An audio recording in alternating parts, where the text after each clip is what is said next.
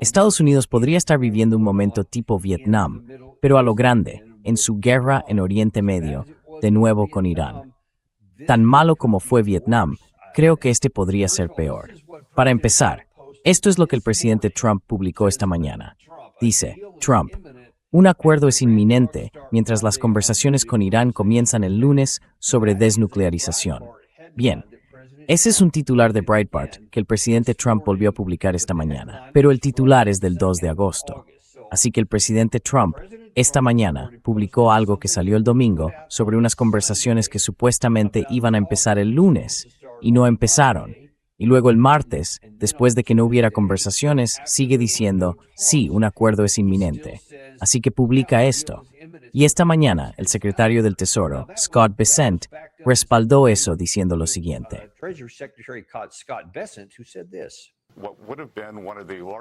Lo que habría sido una de las mayores campañas militares, o la mayor campaña militar, desde la Segunda Guerra Mundial contra los iraníes. Y ahora, por eso, estamos en conversaciones con los iraníes. Y creo que existe la posibilidad de que hoy o mañana tengamos un acuerdo para abrir el estrecho.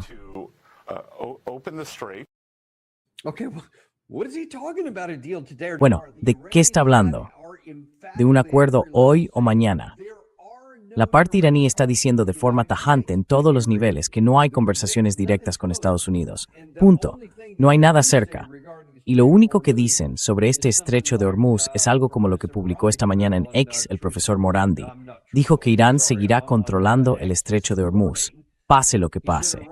El control conjunto con Irán es lo ideal, pero después de la coalición Epstein, usó ese término despectivo, contra Irán, no se permitirá que nada atraviese el estrecho sin el conocimiento y el consentimiento de la República Islámica. A mí eso no me suena mucho a un acuerdo inminente. ¿Qué dice usted?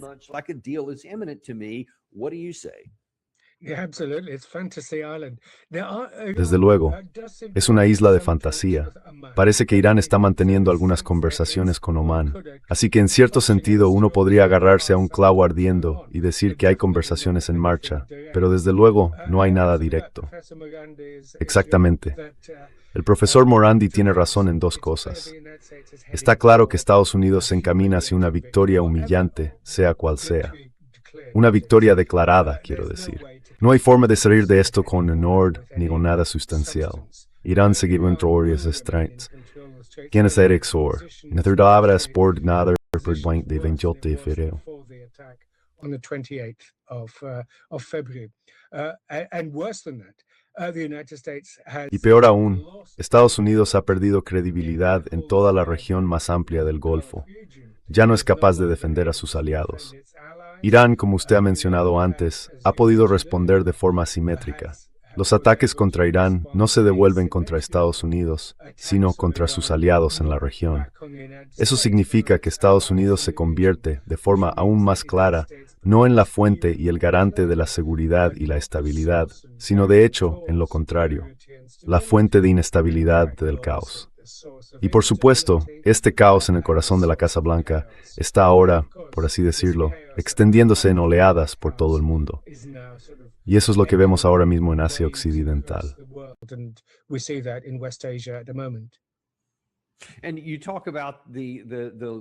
Y usted habla de la falta o la pérdida de credibilidad. Este es solo un ejemplo, uno de tantos. Es simplemente uno de los más recientes. ¿Cuál es exactamente su valoración? Quiero decir, usted habla literalmente con gente de todo el mundo hoy en día. ¿Cómo se está viendo esto? Veamos. Esto es una publicación del presidente Trump en Truth Social, del 1 de agosto. Y aquí habla de las condiciones. En primer lugar, dice en esta publicación que no llevamos a cabo este enorme ataque, que habría sido el mayor desde la Segunda Guerra Mundial, al que Scott Bessent se refería hace un momento, porque básicamente me lo suplicaron. Querían que no atacara, y por eso no vamos a hacerlo.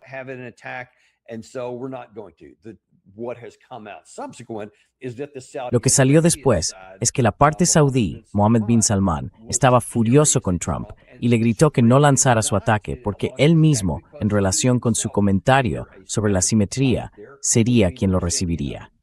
Eso es lo que más probablemente ocurrió en realidad.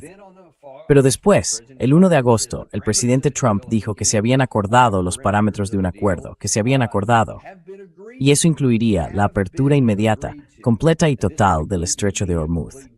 Luego, 2 días después, el 3 de agosto dijo de nuevo, el liderazgo iraní está siendo engañoso, pero me están suplicando y hablemos.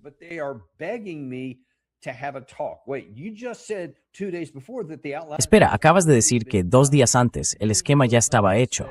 Luego él pasa a decir, tenemos el bloqueo, controlamos el estrecho de Hormuz. No pasa nada, a menos que queramos, y no habrá ningún acuerdo, a menos que haya una rendición total por parte de Irán. Quiero decir, esas cosas son casi contradictorias entre sí, incluso en cuestión de un par de días, y son lo contrario de lo que sabemos o de lo que al menos hemos oído que estaba ocurriendo en otros lugares, es decir, con Arabia Saudí. ¿Cómo afecta todo esto a ojos de la gente de todo el mundo, ya sean adversarios o aliados, a la credibilidad y la capacidad estratégica de Estados Unidos?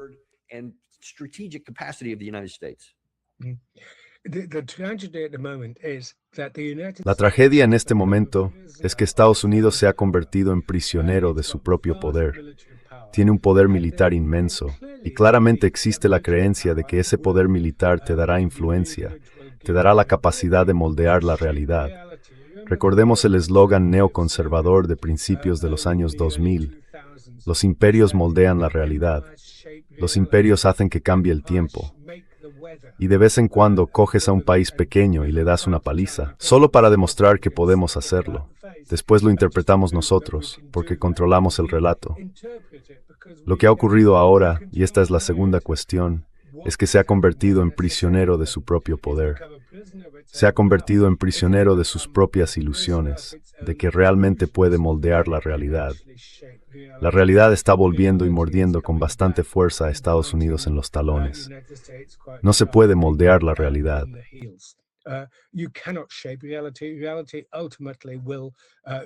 La realidad acabará imponiéndose. En cuanto a cómo se percibe todo esto en el resto del mundo, hay una mezcla de tristeza, porque un país que en su día fue grande, una potencia que en su día fue grande, y una nación con mucha gente estupenda, han sido tan humillados. Y hay que decirlo, aunque a uno no le guste hacerlo, está claro que Trump, ahora más o menos a mitad de su segundo mandato, está perdiendo el control. Está claro que la supuesta victoria por el secuestro en Venezuela en los primeros días de este año se le subió a la cabeza. Ese momento de decapitación, la captura de Maduro, se consideró, ya sabe, una manera tan limpia y eficaz de conseguir algo. Pero por supuesto, no lo es. Y en última instancia, esto es prisionero de su incapacidad, es decir, de la incapacidad de Estados Unidos o de Washington para hacer diplomacia. Y por supuesto, esto atraviesa distintas administraciones.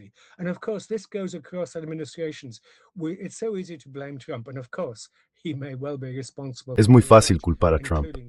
Y por supuesto, bien podría ser responsable de muchas cosas, incluidas estas ridículas declaraciones contradictorias día tras día sobre que los ucranianos están suplicando la paz.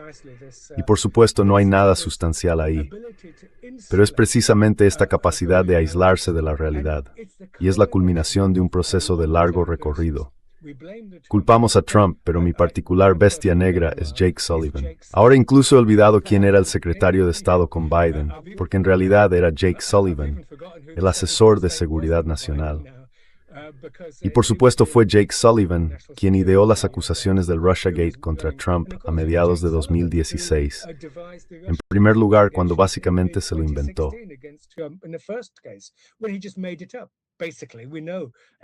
Anthony Blinken era el secretario de Estado. Por cierto, Anthony Blinken era el secretario de Estado.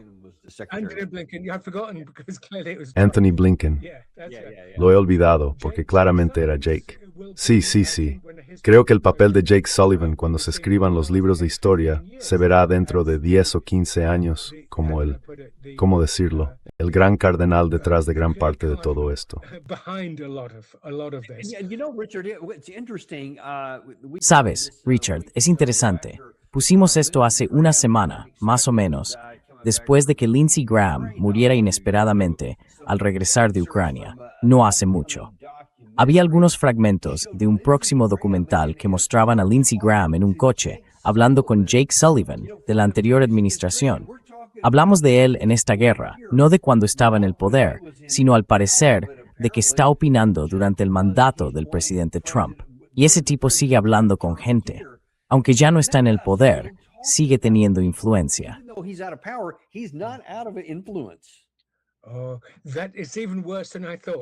Oh, eso es aún peor de lo que pensaba.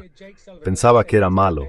Pero si Jake Sullivan, como he dicho, es mi bestia negra, si Jake Sullivan todavía puede mover los hilos entre bambalinas, entonces ahora mismo estamos en serios, muy serios problemas. Si este es el hombre que en la práctica fue el cerebro de la guerra ruso-ucraniana, ningún compromiso, ninguna diplomacia, endurecer la postura. Y por supuesto, esto animó a Zelensky y a los etnonacionalistas en el poder en Kiev y empujó las cosas hacia un desenlace catastrófico a principios de 2022 con la invasión rusa. Y ahora, si está entre bastidores, no va a salir nada bueno de ello. De hecho, esto no hace más que profundizar estas guerras.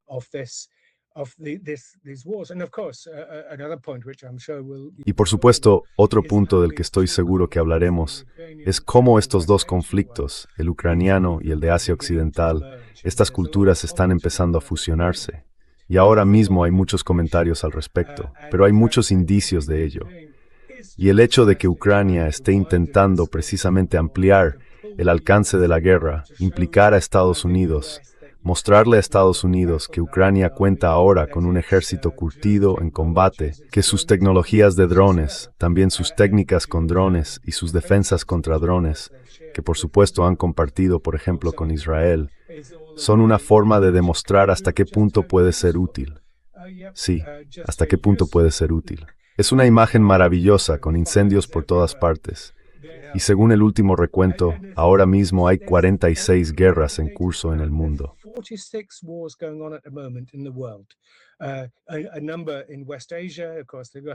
Hay varios conflictos en Asia Occidental, por supuesto el de Ucrania, Sudán, Birmania y tantas otras cosas que están ocurriendo. Pero lo peor es que no hay nadie ahí fuera intentando rebajarlos, intentando apagar estos fuegos. Y esa es una imagen muy vívida. Estos fuegos. ¿Dónde están los bomberos? Los bomberos solían ser las Naciones Unidas, en colaboración con las grandes potencias con sus responsabilidades en el Consejo de Seguridad de la ONU. Y no es solo Estados Unidos quien está eludiendo sus responsabilidades. También lo hacen el Reino Unido y Francia como miembros permanentes, que durante los últimos 10 o 15 años han intentado utilizar las Naciones Unidas como una plataforma para amplificar los conflictos, para librarlos, en lugar de como un foro para resolverlos.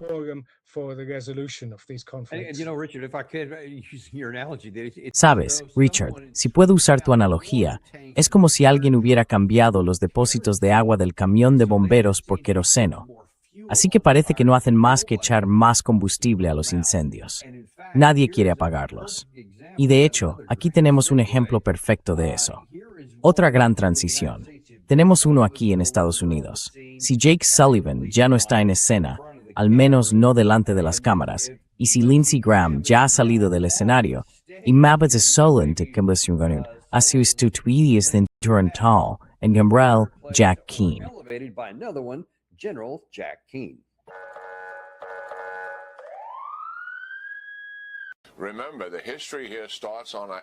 Recuerden, la historia aquí empieza el 7 de abril, cuando acordamos un alto el fuego.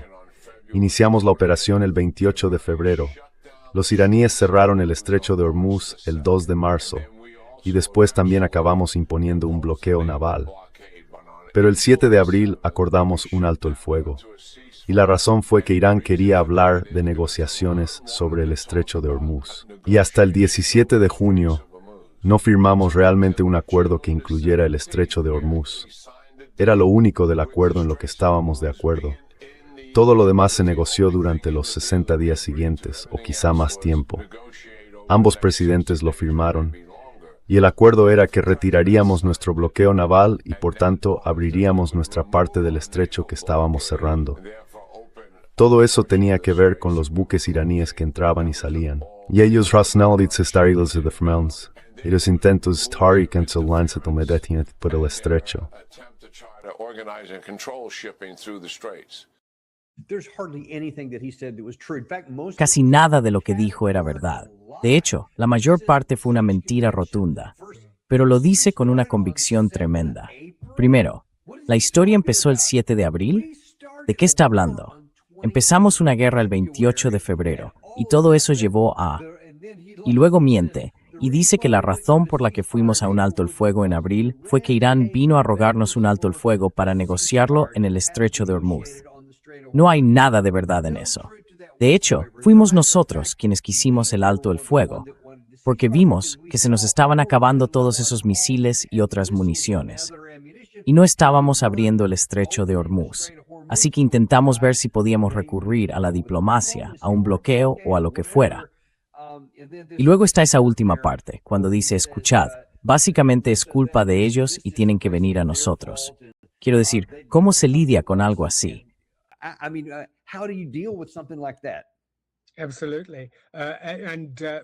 Absolutamente. Y solo un detalle más sobre todo esto. Después de que se firmara el memorando de entendimiento, parte del acuerdo era que los barcos utilizarían el Canal del Norte, por así decirlo, que estaba bajo control iraní. Pero unos días después, y creo que era un barco británico, lo cual quizás sea típico, 3 barcos intentaron, ya sabe, en una flagrante vulneración absoluta de lo acordado, utilizar el Canal del Sur, la vía omaní, y entonces fueron atacados por eso. Y eso, por supuesto, desencadenó el fin del memorando de entendimiento, el fin del alto el fuego y todo lo demás. Así que, como dice usted, casi todos los detalles, bueno, casi todos, salvo las conjunciones y las comas, eran información falsa.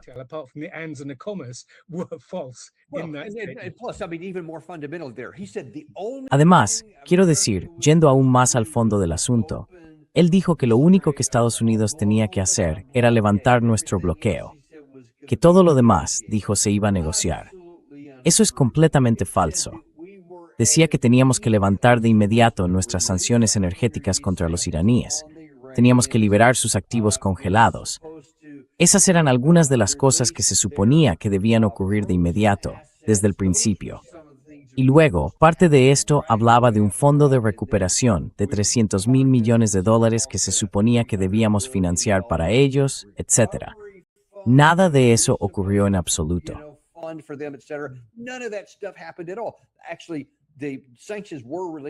En realidad, se levantaron las sanciones durante unos días.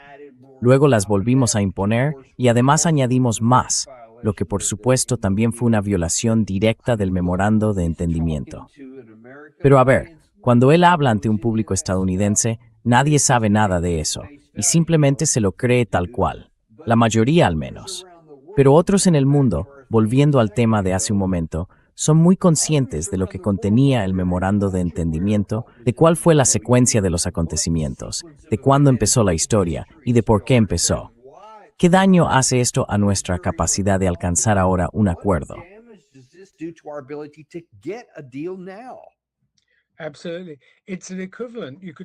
Desde luego, es equivalente, podría decirse, al síndrome de Minsk, ¿sabe? A la paz de Minsk, que mencioné antes a propósito de la guerra de Ucrania. Había una determinada secuencia y Minsk II trataba de precisar mejor qué debía ocurrir, y Occidente simplemente incumplió lo acordado desde el primer momento. Por eso hoy, cuando las palomas dentro de Rusia y en otros lugares piden algún tipo de alto el fuego, Rusia y Putin en particular no lo van a aceptar. Porque un alto el fuego se utilizaría, como ellos dicen, para rearmar a Ucrania, así como para desplegar las fuerzas de la llamada coalición de los dispuestos. No queda mucho de eso en Ucrania y demás. Así que lo mismo se aplica a Asia Occidental.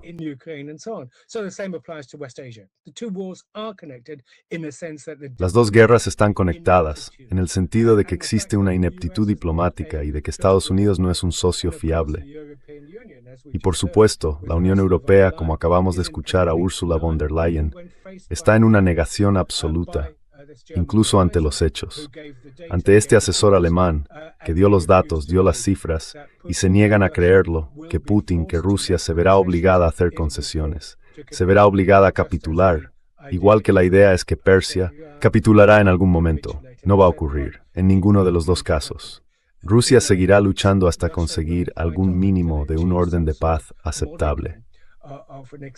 Por cierto, esta guerra, por supuesto, todas las guerras no terminan simplemente firmando un papel.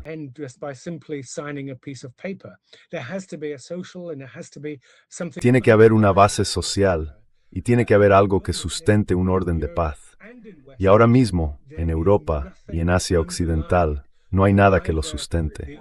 Ya sabe, ese factor subyacente puede ser una victoria militar completa, como ocurrió con la Alemania nazi en mayo de 1945, o con Japón en agosto y septiembre de 1945. Pero aquí ya sabe, o es eso. Ahora bien, por supuesto, los sectores más duros lo reclaman en ambos bandos. Dicen, o tenemos que lograr una victoria militar total, o cualquier otra cosa será solo un armisticio y no paz. Y eso debido a este síndrome de Minsk, que se aplica tanto a Asia Occidental como al conflicto de Ucrania, es la razón por la que hay un nudo gordiano tan difícil de desatar para llegar al final a algún tipo de paz.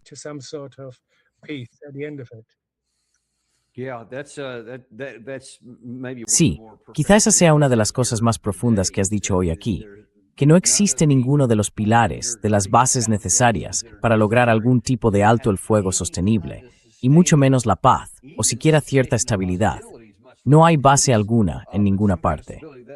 Por decirlo de algún modo, el suelo es lava, así que no es que haya muchos motivos para ser positivos. Una última cosa de la que quiero hablar contigo, relacionada con la guerra en Irán, es algo que no creo que esté recibiendo mucha notoriedad, ni siquiera mucha atención, pero creo que quizá debería empezar a recibirla.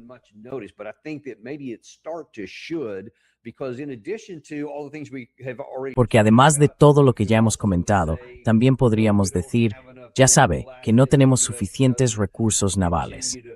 Estados Unidos no los tiene para poder seguir sosteniendo esta guerra durante mucho tiempo. No tenemos suficientes municiones guiadas de precisión. Últimamente se ha hablado de ello en las noticias y demás. Pero hay otra cuestión que creo que como problema de seguridad a medio y largo plazo debería preocupar mucho más, y es el papel que está desempeñando China. Ahora mismo China tiene más bien un papel de observador, pero también está ocurriendo algo desde dentro. Este es Michael Dorn, un analista estadounidense, diciendo, oigan, quizá deberían prestar atención a lo que está haciendo China.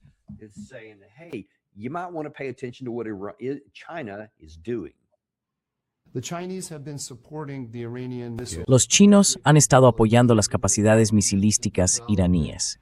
Les han ayudado a desarrollarlas, tanto proporcionando componentes clave para la fabricación de los misiles, como datos de localización de objetivos. Las empresas chinas de satélites han estado facilitando a los iraníes datos de localización de objetivos. Esto es, claramente, una batalla. Están utilizando Oriente Medio como un laboratorio para ver cómo se defiende Estados Unidos frente a estas cosas. Esos datos de combate, los datos que entregan a los iraníes y los que reciben de ellos, tienen un valor enorme para China.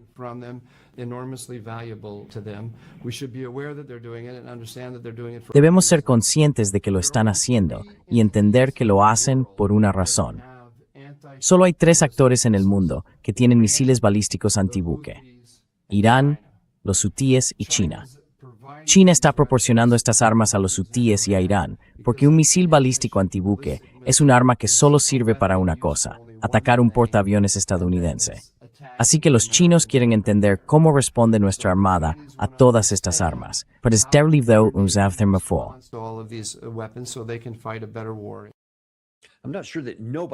No estoy seguro de que nadie más en el mundo tenga esas armas, o al menos algo que pueda fabricarse a partir de ellas. Pero creo que su cuestión de fondo es importante.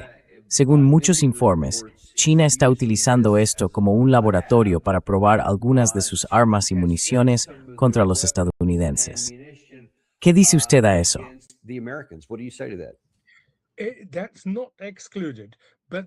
No está descartado. Pero los iraníes, por ejemplo, en lo relativo a la selección de objetivos, dicen que no necesitan ayuda china ni rusa. Tienen sus propios medios. Llevan mucho tiempo, no preparándose para la guerra, pero sí anticipando algún tipo de conflicto. Soy un poco escéptico con respecto a muchas de estas cosas. Está claro que los chinos, todo el mundo está observando estas guerras, utilizándolas y aprendiendo de ellas, eso seguro. Que China está siguiendo una vía mucho más cautelosa. Creo que en los primeros años, lo recordará, los chinos presentaban de paz para la guerra ruso-ucraniana. No era iniciativa de paz como Tolotino.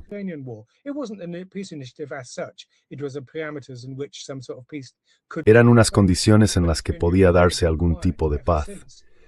Pero desde entonces ha habido un silencio notable y ha actuado con mucha cautela por la amenaza de sanciones, las vulnerabilidades económicas y muchas otras cosas. Tengo la sensación, y creo que es así, de que buena parte de esto se basa más en atribuciones que en hechos. Quiero decir, no tengo un análisis de inteligencia al respecto, pero soy escéptico. Creo que en conjunto, China está manteniendo un perfil bajo para disgusto de Moscú y de tantos otros que querrían que fuera más activa, que querrían que hiciera lo que dice Daniel Davis que está haciendo. Soy escéptico. También creo que China ha decidido dejar que estas guerras se consuman por sí solas, si es que van a hacerlo.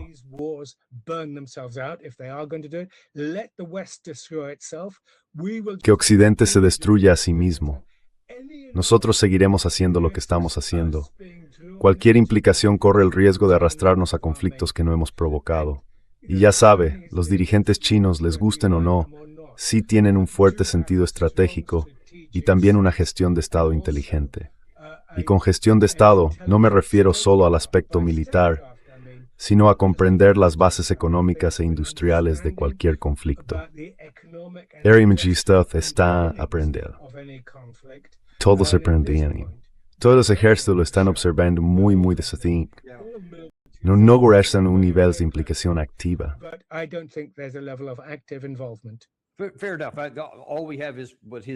De acuerdo. Lo único que tenemos son sus acusaciones en relación con un laboratorio. Pero yo diría que desde el lado ruso hay un problema mucho más directo e incluso mayor para toda la alianza de la OTAN, incluidos los Estados Unidos. Y es que como hemos decidido entregar gran parte de nuestras municiones, armas y alta tecnología al bando ucraniano, eso le ha dado a Rusia la oportunidad de averiguar cómo funcionan, cómo derrotarlas, etc. Y vemos que han sido capaces de hacerlo y que han neutralizado muchas de nuestras capacidades tecnológicas que de otro modo podríamos haber necesitado utilizar en una guerra aquí. ¿Hasta qué punto le preocupa que nuestro suministro de todo tipo de material al bando ucraniano pueda tener algún día un impacto negativo si alguna vez necesitamos utilizar estas armas?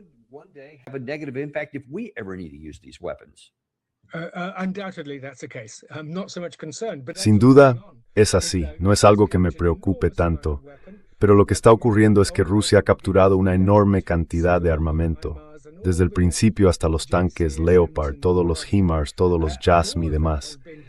Y todo ello ha sido desmontado. Lo han exhibido tanto en la Plaza Roja como en la colina de Poklonaya en Moscú y en varias exposiciones. Pero al mismo tiempo lo han desmontado. Esa es, obviamente, una de las razones por las que Boeing se negó, ya sabe, a desdecirse, o se negó a secundar la promesa de Trump de conceder licencias a Ucrania para producir los misiles Patriot, porque casi con toda seguridad habría filtraciones, capturas y demás. Así que sí, todos los bandos están aprendiendo de esta guerra.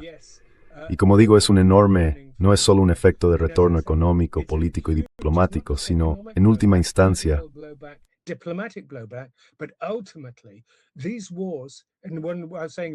estas guerras y lo que decía sobre que hay que tener una base para la paz.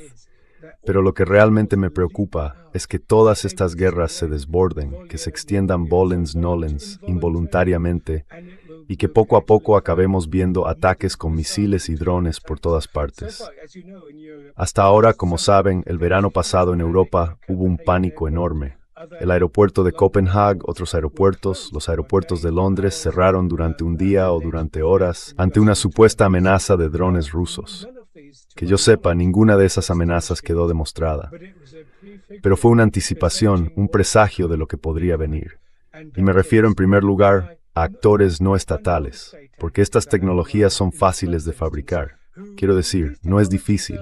Y podemos ver que los ucranianos están fabricando decenas de miles al día.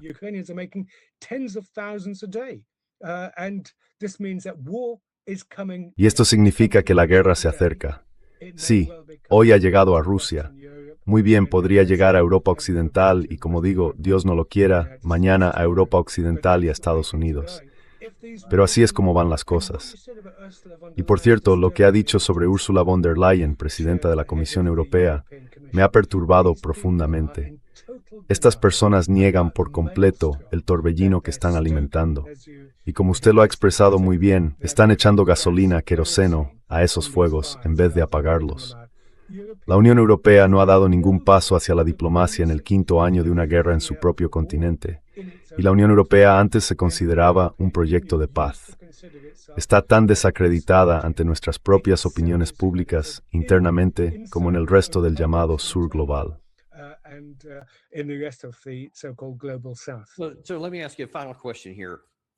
Así que permítame hacerle una última pregunta. Ha hablado de cómo estas guerras están, en cierto modo, confluyendo hasta convertirse, si no en conflictos directamente conectados, sí desde luego relacionados. También ha dicho que no ve la base, los fundamentos que podrían sustentar la paz en ninguno de estos dos lugares, pese a las afirmaciones que hagan el presidente Trump o Ursula von der Leyen, que en muchos aspectos son similares. ¿Hacia dónde puede ir esto? Si ahora mismo el camión de bomberos, y usted lo ha descrito muy bien, la Unión Europea, lo que antes era la Organización de la Paz, está avivando las llamas. Si los propios camiones de bomberos solo llevan queroseno, ¿qué perspectiva hay de que todo esto pueda terminar pronto?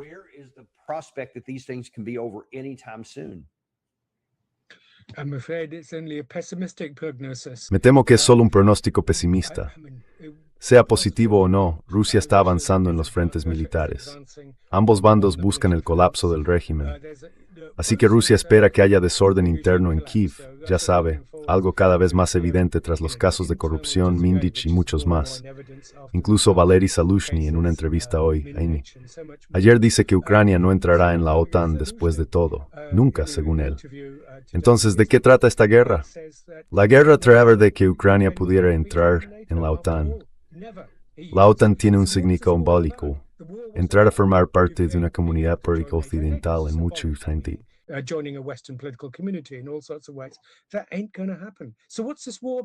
Eso no va a ocurrir. Entonces, ¿de qué va esta guerra? Y sin embargo, siguen luchando.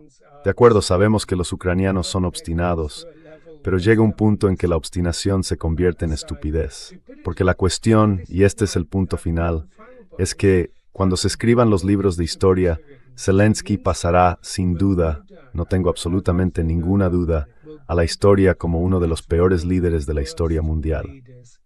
Es un hombre que está destruyendo su país y dispuesto a sacrificar a lo mejor del pueblo ucraniano por una guerra que no tiene sentido y demás.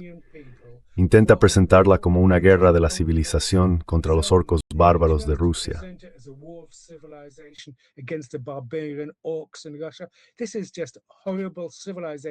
Esto es, sencillamente, un discurso horrendo, propio del orientalismo civilizatorio de los peores elementos de la historia colonial europea en África y Asia, cuando denigraba a los enemigos a los que masacraba y mataba.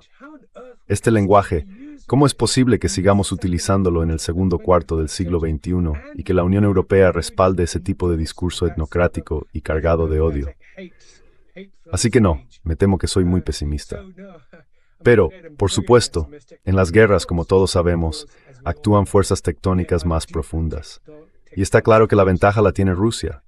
Lo dijimos desde el principio, tú lo dijiste, todos lo dijimos, que Rusia tiene una preponderancia de poder y recursos, pero sobre todo tiene la voluntad de triunfar. Así es, y además tiene armas nucleares, lo cual es una baza en sí misma. Escuche, le agradecemos mucho que haya venido hoy. Muchísimas gracias, profesor. Esperamos volver a contar con usted muy pronto. Muchas gracias. Y esta tarde volveremos a contar con nuestro hermano Joe Kent. Va a hablar de algunos de estos temas, pero también de otras cosas. Puede que últimamente lo hayan visto en las noticias, lo cual es muy interesante, y tenemos muchas ganas de hablar con él de eso hoy. A las 4 de esta tarde en el Daniel Davis Deep Dive. Nos vemos entonces. Ya saben que no tenemos patrocinadores, porque odiamos machacarles con anuncios. A mí no me gustan. Así que devuélvanos un poco de cariño. Suscríbanse, den a me gusta y envíen esto a alguien que les importe. like and send this to somebody you care about.